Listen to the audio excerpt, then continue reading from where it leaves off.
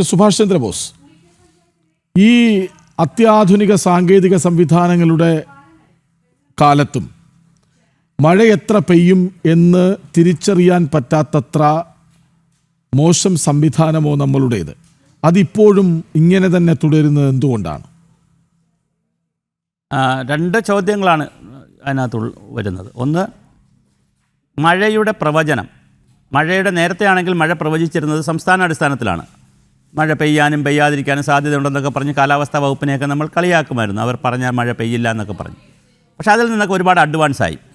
ഇന്നിപ്പോൾ കാലാവസ്ഥാ പ്രവചനം ജില്ലാടിസ്ഥാനത്തിലേക്ക് പോയിട്ടുണ്ട്. ഇനിയും അത് അഡ്വാൻസ് ആകേണ്ടതുണ്ട്. പല രാജ്യങ്ങളിലും കുറച്ചുകൂടി റീജിയണൽ ലെവലിൽ മഴ പ്രവചിക്കുന്ന സംവിധാനങ്ങളുണ്ട്.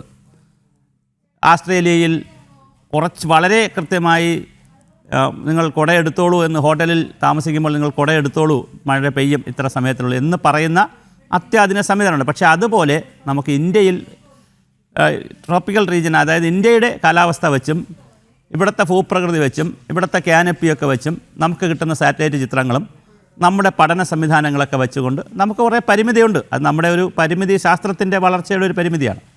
അപ്പോൾ കുറച്ച് പ്രശ്നങ്ങളുണ്ട്. അപ്പോൾ ജില്ലാടിസ്ഥാനത്തിലാണ് ഇപ്പോൾ ഇത് പറയുന്നത്. അപ്പോൾ ഒരു ജില്ലയ്ക്ക്, ഇപ്പോൾ കോട്ടയം ജില്ല അല്ലെങ്കിൽ പത്തനംതിട്ട ജില്ലയ്ക്ക് പറയുകയാണ് പത്തനംതിട്ട ജില്ലയിൽ റെഡ് അലർട്ട് എന്ന് പറഞ്ഞാൽ ജില്ലയിലെ മുഴുവൻ സ്ഥലത്തും ഒരേപോലെ റെഡ് അലർട്ടായിട്ട് മഴ പെയ്യണമെന്നില്ല, ആ കണക്കിൽ മഴ പെയ്യണമെന്നില്ല. അപ്പോൾ ചില പോയിൻറ്റുകളിലായിരിക്കും മഴ പെയ്യുക, ചില പോക്കറ്റുകളിൽ മഴ പെയ്താലും പ്രശ്നമുണ്ടാവുകയുമില്ല. അപ്പോൾ ഇത് കുറച്ചുകൂടെ ഒന്ന് റീവർക്ക് ചെയ്യേണ്ടതുണ്ട്.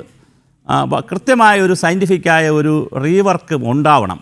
അതായത് ഒരു ജില്ലയിലേക്ക് ഉള്ള മഴ ഇനിയിപ്പോൾ ബ്ലോക്ക് അടിസ്ഥാനത്തിലേക്ക് പോകുന്നു എന്നാണ് കേൾക്കുന്നത്. കാലാവസ്ഥാ വകുപ്പ് ബ്ലോക്ക് അടിസ്ഥാനത്തിലേക്ക്, അങ്ങനെ ആകുമ്പോൾ 14 ജില്ലയ്ക്ക് പറയുന്ന കാര്യങ്ങൾ 152 സ്ഥലത്തേക്ക് പറയാൻ പറ്റും. അത്രയും ബ്ലോക്കുകളുണ്ട്. അപ്പോൾ കുറച്ചുകൂടെ റീജിയനിലേക്ക് പറയാൻ പറ്റും. എൻ്റെ ഒരു നിരീക്ഷണം അല്ലെങ്കിൽ എൻ്റെ ഒരു സജഷൻ, ഒരു പഞ്ചായത്ത് അടിസ്ഥാനത്തിലേക്ക് ഇത് കൊണ്ടുപോകാൻ പറ്റണം. കുറച്ചുകൂടി താഴത്തെ ലെവലിലേക്ക് നമുക്കിത് കൊണ്ടുപോകാൻ പറ്റണം. അങ്ങനെ കൊണ്ടുപോകുമ്പോഴും ആ റീജിയൻ മൊത്തം പറയുന്നപ്പോൾ ജില്ല മൊത്തം, ബ്ലോക്ക് മൊത്തം മഴ പെയ്യില്ല. അങ്ങനെ മഴ ഒരേ ഹോമോജീനിയസ് ആയിട്ട് ഇങ്ങനെ മഴ പെയ്യത്തില്ല. അതിൽ വേരിയേഷൻ ഉണ്ടാവും. ആ വേരിയേഷൻ ഉണ്ടാക്കുന്നതിന് പ്രാദേശിക ഘടകങ്ങളുമുണ്ട്.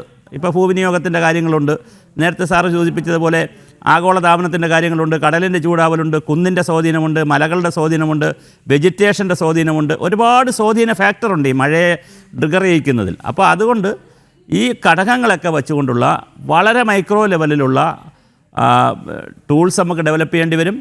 മൈക്രോ ലെവലിലുള്ള പ്രവചനങ്ങൾ നടത്തേണ്ടി വരും. ആളുകളെ അതനുസരിച്ച് നമുക്ക് പഠിപ്പിച്ചെടുക്കേണ്ടി വരും.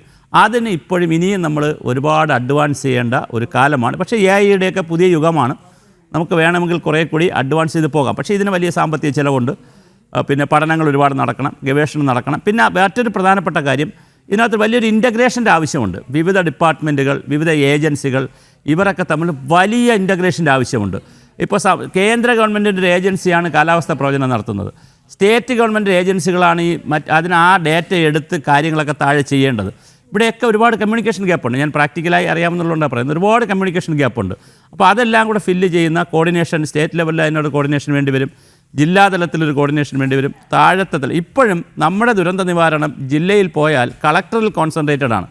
കളക്ടറാണ് ഇത് കിടന്നിങ്ങനെ കറങ്ങുന്നത്. അതേസമയം നമുക്ക് ജില്ലകളിൽ പഞ്ചായത്ത് രാജ് സംവിധാനമുണ്ട്, ജില്ലാ പഞ്ചായത്തുണ്ട്, ഗ്രാമപഞ്ചായത്തുണ്ട്, ബ്ലോക്ക് പഞ്ചായത്തുണ്ട്. അവർ ഈ ഭക്ഷണം കൊടുക്കാനും ക്യാമ്പ് തുറക്കാനും ഒക്കെ നിൽക്കുന്നതിനപ്പുറം അവരെയും കൂടി ഈ ടോട്ടൽ പ്രോസസ്സിൽ എങ്ങനെ നമ്മൾ ബ്ലെൻഡ് ചെയ്യും എന്നുള്ളതൊക്കെ വളരെ പ്രധാനപ്പെട്ട ചോദ്യമാണ്. അപ്പോൾ ഡിപ്പാർട്ട്മെൻറ്റുകളെ സംബന്ധിച്ചും അതുപോലെ തന്നെ ഞാൻ ഈ പറഞ്ഞ സംവിധാനങ്ങളെയൊക്കെ ബ്ലെൻഡ് ചെയ്യുന്ന, അവരെയൊക്കെ കൂട്ടിയോജിപ്പിക്കുന്ന പുതിയ രീതികൾ തീർച്ചയായിട്ടും നമ്മൾ ഇനി ഡെവലപ്പ് ചെയ്യണം എന്നുള്ളതാണ് എൻ്റെ ഒരു നിർദ്ദേശം.